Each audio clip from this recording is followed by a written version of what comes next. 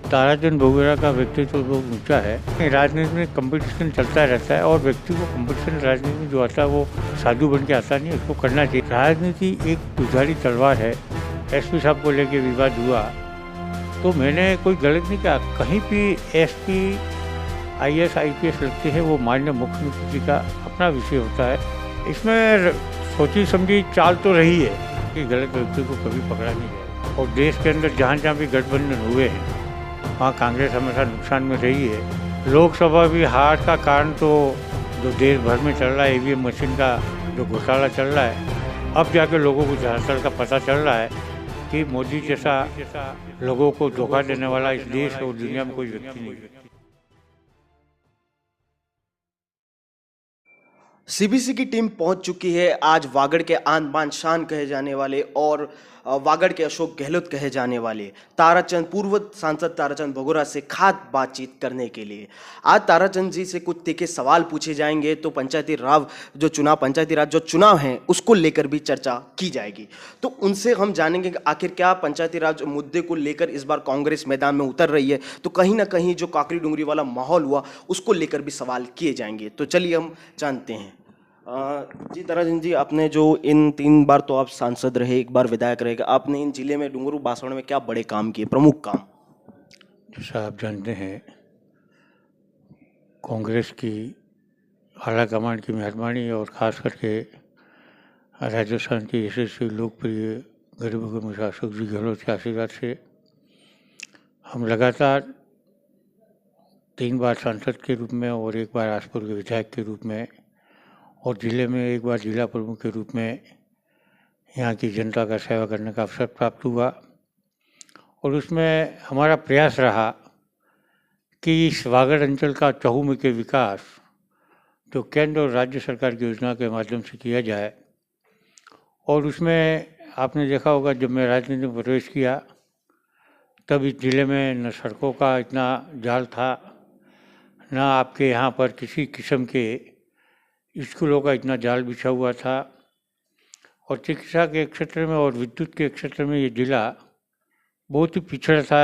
ऐसे समय में मैंने 1995 में राजनीति में प्रवेश किया और स्नेह शानदार स्कूल भवनों के रूप में जिले को तब्दील किया।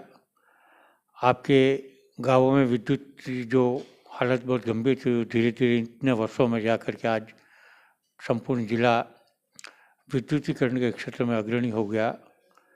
ऐसे ही यहाँ जो गांव ढाणी और पाले में जो पाले हैं हमारे, उसमें सड़कों का अभाव था। आज संपूर्ण जिले में लगभग 250 की पॉपुलेशन और बल्कि 200 की पॉपुलेशन तक आम गांव में एक रास्ते का निर्माण हो गया, जो कोई डामर रोड से, कोई सीसी रोड से, जो नरेगा महायोजना के माध्यम से भी गांव ढाणी सड़कों से और ख़ास करके सीसी सड़कों से जुड़ा। ये तो बात रही विकास की। अब आप जो विधायक हैं गणेश गोगरा, और उसके बीच में और आपके बीच में खिंचातानी कभी किसी से छुपी नहीं है। उन्होंने विधानसभा चुनाव के पहले बिछड़ा में उन्होंने कैंपेन चलाया था कि जो इस जगह का व्यक्ति नहीं उसको टिकट नहीं दी जाए। उसको लेकर क्या कहेंगे? आपके कार्यकर्ता भी कई बार कहते हैं कि विधायक और ताराचंद जी के बीच में खिंचातानी जारी रहती है, उसको लेकर क्या कहेंगे? नहीं, ताराचंद बोगरा का व्यक्तित्व बहुत ऊंचा है और 36 कौमों को लेकर चलने की एक क्षमता है। और कोई व्यक्ति मेरा कद अशोक जी गहलोत के ज़माने से उनके साथ रह के राजनीति के आज मैं इस पड़ाव पे पहुंचा हूँ, इसलिए मेरा किसी कोई कंपटीशन नहीं है। जहाँ तक गणेश जी गोगरा का मामला है, वो उनकी सोच हो सकती है। आज जनता नेता को आपस में बांटने का काम करती है और मैं इस संबंध में आज भी एक शब्द न बोला न कभी बोलता हूँ। और कांग्रेस हित में जो कुछ करना पड़े हम करते हैं। जैसा भी यूथ अध्यक्ष बने तो सबसे ज़्यादा भावभीना स्वागत इस जिले में करने में कोई अग्रणी रहा तो उसे ताराचंद बोगरा और इस 84 लोगों ने किया था। पंचायती राज जो चुनाव जो है अभी, तो कांग्रेस इस बार कौन से मुद्दे को लेकर मैदान में उतर रही है? बड़े से बड़े मुद्दे लेके। जैसा मुद्दा यहाँ लोगों ने 4-5 साल पहले एक गलत फहमी पैदा की थी कि कांग्रेस जो आरक्षण दिया है TSP एरिया में, उसमें 45 ट्राइबल, 5 शेड्यूल कास्ट का और 50 वरीयता के आधार पे 50% TSP एरिया के लोगों को हमने आरक्षण दिलाने का काम 2013 में किया। इससे आज़ादी के 60 साल तक राज्य टीएसपी के बाहर के व्यक्ति को नौकरी देते रहे। और आप आश्चर्य करेंगे, 1,32,000 तो मीणा ही 60 साल में बाहर की नौकरियां ले जा चुके हैं यहाँ से, जो यहाँ की भीलों को मिलनी चाहिए थी। ऐसे ही अन्य जनरल ओबीसी की नौकरियां भी बाहर के लोग लेते रहे। मगर 2013 लागू करने के बाद यहाँ स्थानीय लोगों को वरीयता के आधार पर नौकरियाँ दी गई और ज़बरदस्त फायदा हुआ। पर लोगों ने ट्राइबल समाज में एक गलत विचारधारा डाली कि आरक्षण को बेच खाया। अब जाके लोगों को समझ में आ रहा है कि कांग्रेस ने जो किया सही किया, और समाज ने जो भूल एक बीटीपी को सहयोग देके किया था, अब डूंगरपुर जिले की आम जनता समझने लगी है कि बीटीपी विचारधारा के अंदर कांग्रेस का जो डाइवर्शन हुआ, इससे भारी लॉस हुआ है।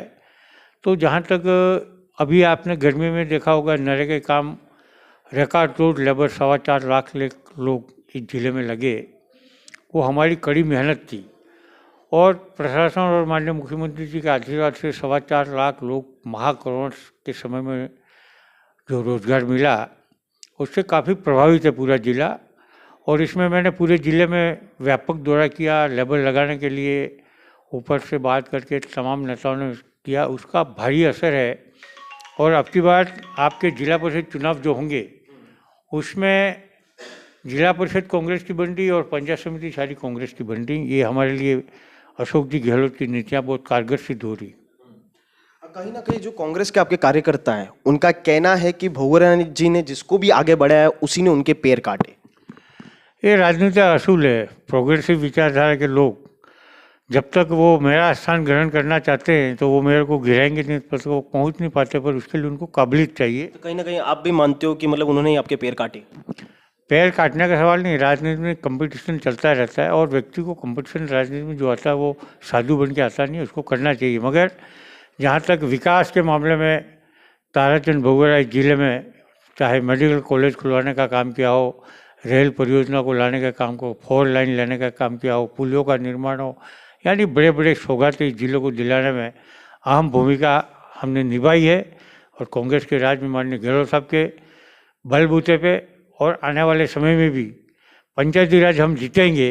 तो अशोक जी गहलोत जी ने वायदा कर रखा है कि एमएलए एमपी हारने के बाद भी अगर पंचायती राज डूंगरपुर जिला जीतता है तो इस जिले को बदस्तूर पहले जो सौगातें मिलती ऐसी मिलती रहेगी। प्रदेश भर से लगाकर डूंगरपुर जिले तक कहीं पर भी कांग्रेस की गुटबाजी है वो छिपी नहीं है। कुछ दिन पहले ही एसपी को लेकर आपके बीच में और निवर्तमान जिला अध्यक्ष हैं दिनेश खोडनिया, उनके बीच में बयानबाजी मतलब चर्चा में रही थी। और अभी कुछ हाल फिलहाल में ही ये जो ओबीसी जो जिला अध्यक्ष हैं राजेश पाटीदार ने कांग्रेस छोड़ दी और उनका कहना था कि कांग्रेस में गुटबाजी के कारण उन्होंने कांग्रेस छोड़ी। तो उसके पीछे क्या है, आखिर क्यों गुटबाजी अभी इतनी चल रही है? ऐसा प्रजातंत्र में हर एक को अपने विचार व्यक्त करने का हक है और जो अपने विचार ऐसे करते रहे। पर ताराचंद भगोरा 1995 में राजनीति में आया, उस दिन डूंगरपुर में कांग्रेस की हालत बड़ी गंभीर अवस्था में थी। वहाँ से कांग्रेस को एक सूत्र में बांध करके यहाँ तक लाने का काम किया। कुछ तत्व अपने आप को कुछ समझते हैं कि हम विकास में अग्रणी भूमिका निभाएंगे, मगर राजनीति एक दुधारी तलवार है। आम जनता के साथ और 36 कौम को लेकर चलना अपना आप में बहुत कठिन परिश्रम है, जिसको मैंने बराबर किया है और आज तक अपने कामों में अडिग हूँ। और अब भी पंचायती राज में भी अपनी कार्यशैली में मैं बड़ी निष्ठा के साथ लगा हुआ हूँ और मुझे पूर्ण विश्वास है कि गहलोत साहब की इस परीक्षा में हम खड़े उतरेंगे। आखिर क्या वजह रही कि राजेश पाटीदार ने कांग्रेस छोड़ दिया आपके नज़र में? राजेश पाटीदार तो लंबे टाइम से टिकट मांग रहा था ये और जिला परिषद की तैयारी कर रहा था, मगर क्यों, जबकि टिकटों का डिक्लेरेशन तो हुआ ही नहीं था हमारा, इसके पहले वो पार्टी छोड़ गया। अब क्या हुआ वो तो मैं अब तक उससे मिला नहीं, इसलिए मुझे मालूम क्या कि क्यों छोड़ गया। उन्होंने ये भी कहा कि वो बिना स्वार्थ के कांग्रेस के लिए लगातार काफ़ी सालों से काम कर रहे थे, पर उनका सरासर यही कहना है, सीधा आरोप ये कि गुटबाजी और परिवारवाद और कार्यकर्ताओं को कभी उभरने का मौका कांग्रेस नहीं देता, छोटे कार्यकर्ताओं का। आखिर सच में कार्यकर्ताओं को उभरने का मौका कांग्रेस नहीं देता जिस हिसाब से उनका बयान है? ऐसा मैं तो मेरे संज्ञान में नहीं है, मगर जहाँ तक कांग्रेस का सवाल है, कांग्रेस ने कभी भी परिवारवाद नहीं चलाया। कहीं कहीं अपभ्रंश हो सकते हैं, मगर जब राजनीति में आदमी काम करता है तो निश्चित उसकी पीढ़ी दर पीढ़ी पीछे के लोग कोई न कोई एक आध व्यक्ति तो उसमें आता ही है, तो इसे परिवारवाद नहीं कहा जा सकता। जबकि कई छोटे छोटे परिवारों के कई लोग हैं राजनीति में, तो उस पर तो आरोप लगते नहीं। कोई विशेष बड़े आदमी होता है तो वो राजनीति होती है कि कैसे उस आदमी को डिमोरलाइज किया जाए, कि परिवारवाद का उस पर आरोप लगा के, तो ये राजनीति का पार्ट एंड हिस्सा है। तो दिनेश खुराना जी के बयान और आपके बयान को लेकर आप क्या कहोगे? ऐसा है, कांग्रेस एक स्वतंत्र विचारधारा की पार्टी है, और जहाँ तक कोई भी सवाल है, जहाँ एसपी साहब को लेके विवाद हुआ, तो मैंने कोई गलत नहीं कहा। कहीं भी एसपी आईएएस आईपीएस लगते हैं, वो माननीय मुख्यमंत्री जी का अपना विषय होता है कि किस जिले में कौन लगेगा, कानून व्यवस्था देखने लिए होता है। इसलिए जो मीडिया के माध्यम से ये उछाला गया, हमने तो कोई आपस में इतना वो था नहीं। ना कहीं सोशल मीडिया पे जो बयान वायरल हो रहे थे वो आपके नंबरों के द्वारा ही बयान वायरल हो रहे थे, और मीडिया में काफ़ी चर्चित रहा था और पूरे वागड़ में चर्चित रहा था, यहाँ तक कि प्रदेश भर तक इसकी बात की गई थी। नहीं, वो बात जो मैंने बोला ना, कोई आईएएस आईपीएस माननीय मुख्यमंत्री जी का विषय है, वो अपनी मर्जी से लगा, तो इसमें हमारा इसमें कोई टिक्का टिप्पणी करना हमारा इसमें कोई वो नहीं था। हमने तो कहा कि माननीय मुख्यमंत्री ने लगाया है, और जो मुख्यमंत्री के हम अनुयायी हैं, तो माननीय मुख्यमंत्री जी जो कहेंगे वो हमारे सिरोधार। कहीं ना कहीं ये कहा जा सकता है कि दिनेश खुराना जी जो मुख्यमंत्री का जो फैसला था उससे ना खुश थे। ये मैं नहीं जानता, वो आप दिनेश खुराना जी से पूछिए। और तो ये बीटीपी के विधायक है राजकुमार रोत, वो कांग्रेस पर आरोप लगा रहे हैं कि काकरी डुंगरी पे जो उपद्रव हुआ उसको लेकर 2019 में दिसंबर में अभ्यर्थियों को कोर्ट के रास्ते से सड़क पर लाने का काम कांग्रेस ने किया था, और उन्हें कांग्रेस ने आश्वासन दिया था कि हम आपको नौकरियां दिला देंगे। और अब कांग्रेस है कि वो आरोप लगा रही है कि काकरी डुंगरी का पूरा माहौल किया वो बीटीपी ने किया। जैसा आप जानते हैं, पिछले वर्ष जो लड़के कलेक्टर के आगे थोड़े दिन धरना दिया, वहाँ हमने उनको मनाने की कोशिश से भाग करके काकडूंगरी गए। इसके बाद भी माननीय मुख्यमंत्री से बराबर बात होती है, और माननीय मुख्यमंत्री ने एक कमेटी का निर्माण किया। उसमें 5-6 सदस्यीय कमेटी बनाई, और इनकी बैठकें भी बाकायदा मीटिंगें कराने के बाद बैठकें उदयपुर में हुई, और कमेटी की रिपोर्ट 3 महीने में देनी थी। तब तक महाकोरोना काल प्रारंभ होता है, और महाकोरोना काल में आप जानते हैं 6 महीने तक सरकारों को पता ही नहीं था कि हमें क्या करना है। और लड़के स्वाभाविक था, बेरोजगार थे, तो उनके मन में आया कि हमारी कोई सुन नहीं रहा है। जबकि कोरोना काल में पूरा प्रशासन जूझ रहा था, आम जनता करोड़ करोड़ लोगों के जीवन को कैसे बचाया जाए। तो लड़कों की गलतफहमी से वापस कुछ लोगों ने वापस काकरी डूंगरी पे, जबकि हमारे विरुद्ध बैठाए गए, क्योंकि हमारी कमेटी में बढ़ाने में मैं, रघुवीर सिंह जी मीणा, गणेश जी गोगरा और मालिया जी 4 जने थे, और माननीय मुख्यमंत्री जी ने उन कमेटी बनाई थी। तो उन लोगों ने कहा कि छात्रों ने कि इन लोगों ने बैठा इसलिए पूछना ही, तो हमको अब की बार कोई संपर्क साधा नहीं किया, ना हमसे बात की गई। बैठने के बाद भी हमने माननीय मुख्यमंत्री जी से कहा कि कमेटी की रिपोर्ट नहीं आने से लड़के नाराज होकर बैठे। उन्होंने कमेटी का वापस आह्वान किया, बुलाया, मगर कोरोना काल में कोई न कोई पॉजिटिव आया था तो कैंसिल होती रही। तो ये घटना जो घटी है, उसमें जो बैठाने का काम किया है, कहीं न कहीं उन लड़कों के जो बयान आते हैं उनके आधार पर अपन कह सकते हैं कि उनकी बात नहीं मानी गई। पर कमेटी जो बनाई थी वो भी कानूनी पहलू पे विचार देने वाली थी। किसी ने ये नहीं कहा कि तुम्हारी मांगें मंजूर करा लेंगे, बल्कि लड़के ये भी जानते थे कि कोर्ट का मामला है और सरकार जो आएगी वो उसके आधार पर ही फैसला देगी। पर कमेटी की रिपोर्ट विलम्ब हुई, इस वजह से ये कारण। तो आखिर क्या कारण रहा कि इतना उपद्रव मच गया, हाईवे पे तांडव मच गया? इसके पीछे क्या कारण आपको लगता है? इसमें सोची समझी चाल तो रही है, इसके द्वारा रही जो भी रहा है। ये जांच का विषय है, पुलिस अभी जांच दे दी गई है, वो जांच करिए, जांच का विषय वो आएगा तो अपना आप दूध का दूध और पानी का पानी हो जाएगा, किसने क्या कराया था। दूसरी तरफ बीटीपी जो पार्टी है वो ये भी कहती है कि जो बीटीपी के जो एक प्रदेश अध्यक्ष से लगाकर एक वार्ड के कार्यकर्ता तक एफआईआर में नाम दर्ज करा दिया है। तो और कई लोग जिन लोगों की डेथ भी हो गई थी उनका भी नाम दर्ज करा दिया है। तो बीटीपी के कई विधायक और वो भी ये भी कहते हैं कि इसमें कांग्रेस की सोची समझी साजिश है। किसी की मैं समझता नहीं हूँ कि जहाँ उन लोगों ने वीडियोग्राफी के आधार पर जो काकरी डूंगरी गया है और उसका फुटेज आया है तो निश्चित वो गिरफ्तार हो रहा है। एफआईआर में नाम लगाने को लेकर फिर भी हमने कहा कि जो दोषी नहीं है वो हर हाल में इनको कहीं भी फंसाया नहीं जाएगा और इसके लिए बैठ के बात करेंगे। अगर कोई गलत हुआ है हमने तो सीधा सीधा कह रखा है और सरकार की भी गाइडलाइन है कि गलत व्यक्ति को कभी पकड़ा नहीं जाएगा। दूसरी तरफ क्या पार्टी ने पहले से क्या डिसाइड कर लिया कि इस बार जिला प्रमुख की दावेदारी कौन करेगा? कोई कैंडिडेट सेलेक्ट किया है क्या? नहीं, पार्टी अपने बलबूते पे लड़ती है सभी।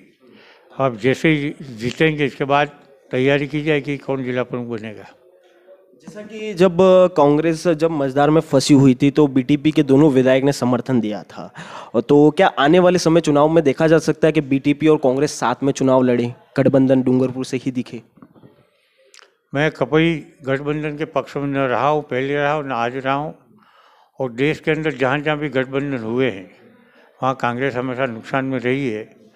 तो हम नहीं सोचते कि यहाँ होगा। और यहाँ बीटीपी अभी काफ़ी कमज़ोर हो चुकी है और आने वाले समय में मुझे लगता नहीं कि इस दक्षिणांचल में बीटीपी रहेगी। लोगों को समझ में आ गया विकास की मुख्य धारा इस देश में सिर्फ कांग्रेस सिवाय कोई पार्टी है ही नहीं। भाजपा का भी आपने देखा होगा, जो देश में 60 साल में विकास नहीं हुआ करके आई थी, आज देश को बर्बाद और कगार पे ले गया और पूरे देश को बर्बाद कर दिया। शायद आज़ादी के पहले जो देश की स्थिति आज भाजपा ने उस कगार पे ला के खड़ा कर दिया है और लोगों को अब समझ में आने लगा है और भाजपा को नकारने लगे। जैसे कि निवर्तमान प्रधान है सिमलवाड़ा से निमिषा भगोरा, इस बार उनको पंचायती राज चुनाव के लिए टिकट नहीं मिली। आखिर इसके पीछे क्या कारण है? और कहीं कहीं लोगों का ये खुल के ये भी सामने आ रहा है कि जो भगोरा जी के कैंडिडेट थे उनको टिकट इस बार नहीं मिली। ऐसा कुछ नहीं है। मैं 36 कौमों को लेकर चलने वाला व्यक्ति हूँ और जब से आया हूँ तब से।